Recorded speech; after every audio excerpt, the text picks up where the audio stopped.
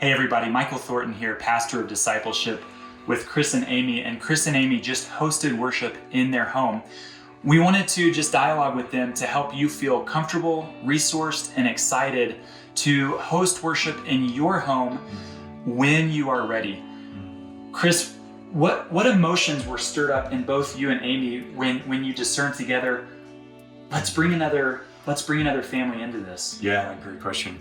Excitement, readiness, joy.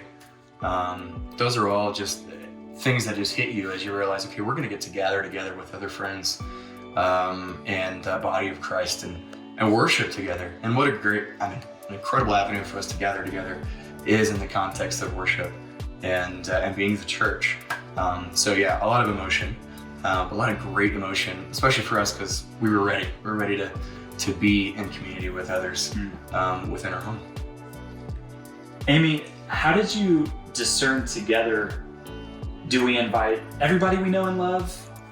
Do we not? How did you come to a decision on how many people to have over? Right. We felt comfortable starting with one family that we already do life with and having them in our home and seeing how that went and learning from that. And I dug the kids' whiteboards out, so that was something they were familiar with from the church service. Several of the families that we know have kiddos, and so anyway, we just started with that one. And it was surprising to me, even just having one family in our home, how sweet that worship time was. And I had almost forgotten, what it felt like to worship with others around as the body together. And so even just that one family, it was so sweet. And so yeah, that was right for us and what we were ready for right now. Chris, a final question. Logistically, what came up in your conversation that would not have come up in your conversation prior to March 2020 as far as extending the hospitality of Christ to another family and welcoming them into your home, either with you guys or with the family? Yeah, great question. That's on a lot of people's minds, right? So when you used to bring people over for dinner, you had the things that you would think about that are normal. What are we having? What are we doing? And now there's okay, should we change the food up a little bit? Is how people interact with each other? Are we allowed to give each other hugs and greetings as we come in the door and any anxiety that might come with that? I mean, there's a lot of those questions that come into play now.